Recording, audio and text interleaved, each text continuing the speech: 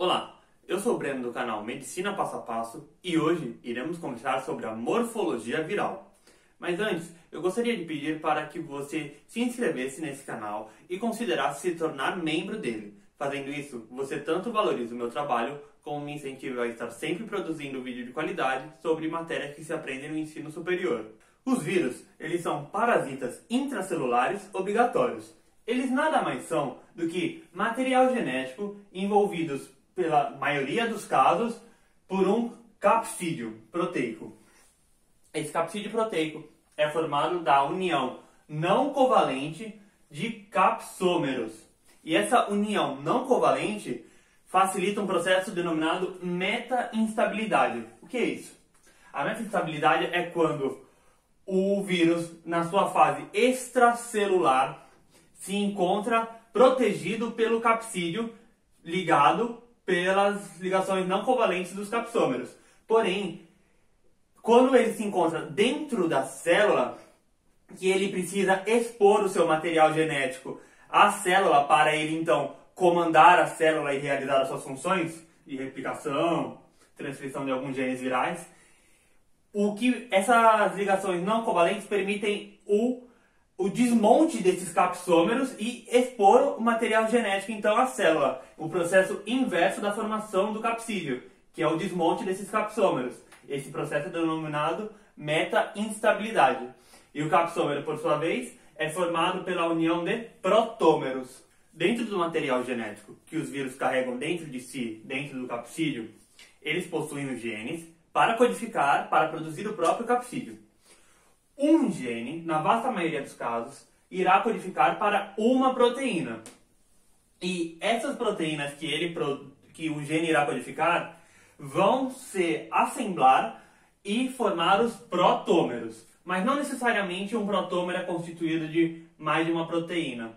Pode ser que um protômero seja já a única proteína singular ali. Depois, a união dos protômeros irá formar o capsômero, que aí sim o capsômero, como a gente já viu, irá se unir através de ligações não covalentes e formar o capsídeo. Esses capsômeros irão ter forma de pentâmeros, que irão constituir 12 pentâmeros. Todos os vírus irão ter 12 pentâmeros. E o que tem que ficar claro é que, através de poucos genes, o vírus consegue codificar todo o seu capsídeo. E isso é muito importante para o vírus, já que ele não possui muito espaço dentro de si. Lembrando, os vírus são muito pequenos. Então, eles têm que maximizar a sua produção, a sua informação genética tem que ser bem utilizada em relação ao pouco espaço que eles podem armazenar a informação, produzir toda uma estrutura a partir de pouca informação. É possível classificar os vírus em relação à sua estrutura, em relação à sua simetria do capsídeo. Quando um vírus ele é composto por apenas 12 pentâmeros, ele é classificado como uma simetria icosaédrica simples. Mas quando o vírus é composto por 12 pentâmeros mais um número variável de hexâmeros, esse vírus é denominado um vírus icosadeltaédrico. Um exemplo de vírus à simetria icosaédrica simples são os parvovírus. Eles possuem um gene que codifica uma proteína, e essa proteína sozinha já constitui o protômero que, ao se unir, forma os capsômeros. E ele, então, por ser da simetria icosaédrica simples, é composto por apenas 12 pentâmeros. Os vírus de simetria icosaédrica simples são bem menores em relação àqueles da simetria icosadeltaédricas, pois ao adicionar hexâmeros nessa estrutura, o vírus cresce muito nas suas dimensões. E como já vimos, os vírus com a simetria icosadeltaédrica irão ter, além dos pentâmeros, mais hexâmeros compondo os capsídeos, aumentando muito as dimensões do vírus. A vasta maioria dos vírus de simetria icosadeltaédrica produzem as suas proteínas que compõem os hexâmeros. Essas proteínas que compõem os hexâmeros irão derivar de genes diferentes das proteínas que irão compor os pentâmeros. Existe um conceito denominado número de triangulação, que nos indica a complexidade estrutural dos capsídeos virais. Aquilo que a gente vai ter que saber do número de triangulação é que quanto maior ele for, mais complexo é esse capsídeo e, de consequência, mais hexâmeros terá o vírus e, de consequência, de maior dimensão ele irá ser. O número de triangulação se calcula com a formulinha aqui, ó. T, que é o número de triangulação, igual a K ao quadrado, mais K vezes H, mais H ao quadrado. Onde K e H são o número de saltos em cada direção do centro de um polígono para o centro de um outro polígono, de forma a sair de um pentâmero e chegar no pentâmero mais próximo.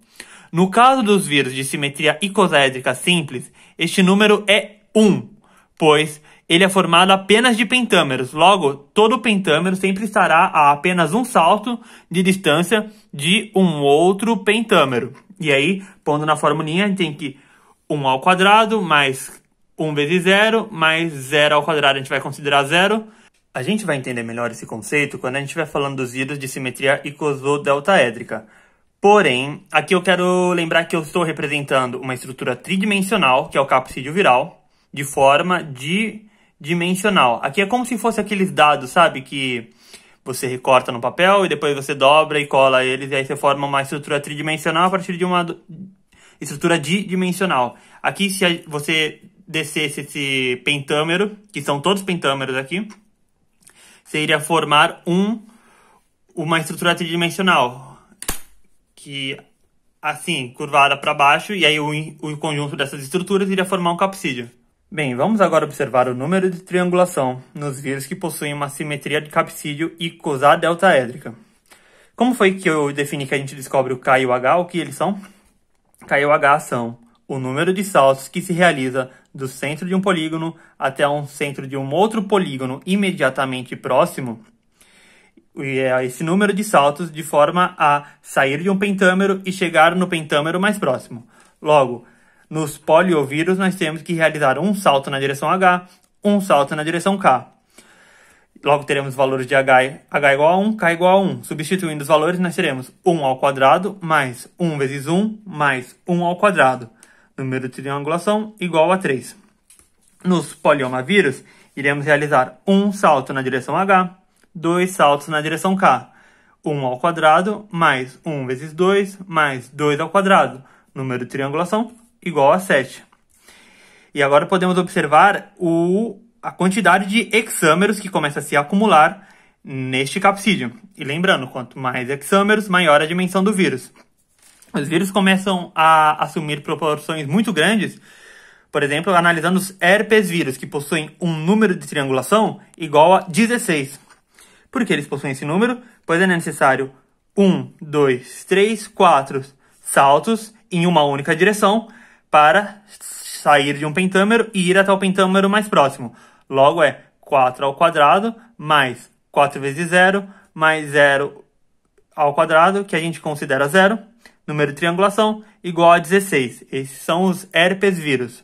Outros exemplos de simetria podem ser, por exemplo, aquela helicoidal, onde o material genético se encontra em uma conformação helicoidal e os capsômeros protegem esse material genético acompanhando essa estrutura helicoidal, formando então um bastãozinho. Os exemplos de vírus que possuem essa estrutura são os vírus da ebola e o vírus da raiva. Outro exemplo de simetria é a simetria complexa. Se denomina complexa porque cada vírus que possuir uma simetria complexa irá possuir uma particularidade. Não segue nenhuma regra. Como, por exemplo, os vírus que causam a doença já erradicada da varíola não possuem nem mesmo um capsômero proteico revestindo-o. E também podemos encontrar os vírus com simetria combinada. Esses são os vírus que infectam as bactérias, ou seja, os bacteriofagos. Se denomina combinada porque a parte superior dos vírus dos bacteriofagos se assemelha a uma simetria icosaédrica, enquanto a parte inferior é auxiliada por fibras externas que são especializadas em se aderir à membrana das bactérias, e esses vírus conseguem injetar o seu material genético diretamente no citoplasma da célula bacteriana. Alguns vírus podem conter, revestindo o capsídeo, um envelope, que é composto de uma bicamada de fosfolipídio, que os vírus conseguem esse envelope de infecções precedentes das nossas próprias células. Os vírus que não possuem esse envelope são denominados vírus nus, e eles contêm uma maior resistência a álcool, a ácidos, a proteases e a desinfetantes. E de consequência, a gente vai encontrar eles bem mais. Eles serão muito mais presentes no ambiente, podem ser encontrados tranquilamente. Também eles terão uma maior resistência ao ambiente gástrico do nosso estômago. Ele vai também resistir às proteases do nosso intestino, podendo então ser encontrada na nossa via gastrointestinal, de consequência. Esses vírus, eles têm uma tendência ao causar a lise celular, ou seja, a morte da célula, quando eles terminam o seu ciclo de infecção. Logo, eles irão causar uma infecção muito mais aguda no tempo. Intensa no tempo. Eles têm uma infecção aguda. E nesses vírus, os anticorpos tendem a ser eficientes, tendem a controlar a infecção. Os vírus envelopados, por sua vez, eles são muito mais sensíveis a fatores físicos, como, por exemplo, o uso de desinfetantes consegue, ao remover este envelope, expõe o capsídeo e, assim, facilita a sua degradação no ambiente. Eles também não são tão resistentes assim a ambientes ácidos, logo eles são destruídos no nosso estômago. E eles também não suportam muito ambientes muito secos, logo eles só podem ser encontrados em ambientes úmidos. Por que essa fragilidade dos vírus envelopados?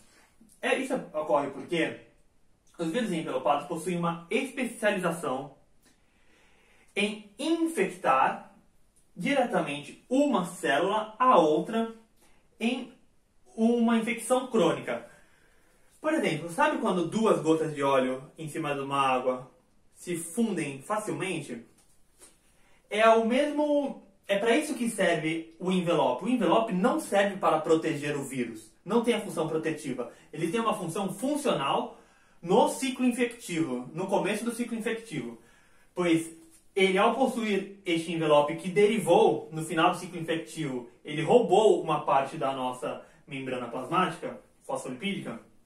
No processo de infecção, ocorre a fusão da nossa membrana plasmática com esse envelope, facilitando o contato do vírus com a nossa célula. Bem, quando esse vírus tem uma tendência no seu ciclo infectivo de não causar a lise da célula, logo, ele perdura no tempo dentro da gente e causa infecções crônicas. Ele tem uma tendência maior a causar infecções crônicas. E o envelope também protege ele da ação dos anticorpos. Os anticorpos sozinhos não são tão eficientes para os vírus envelopados. Contra os vírus envelopados é necessário ter uma resposta célula-mediada por parte do nosso sistema imunitário. Os vírus envelopados também se encontram com frequência na saliva humana e no sangue, ou seja, o risco de contaminação através de transfusões é elevado. E a aulinha sobre morfologia viral termina por aqui. Eu espero que vocês tenham gostado. Se gostou, dá like no vídeo, compartilha com seus amigos, considere se tornar membro desse canal para me incentivar ao meu trabalho. E é isso. Este canal vai falar tudo sobre medicina.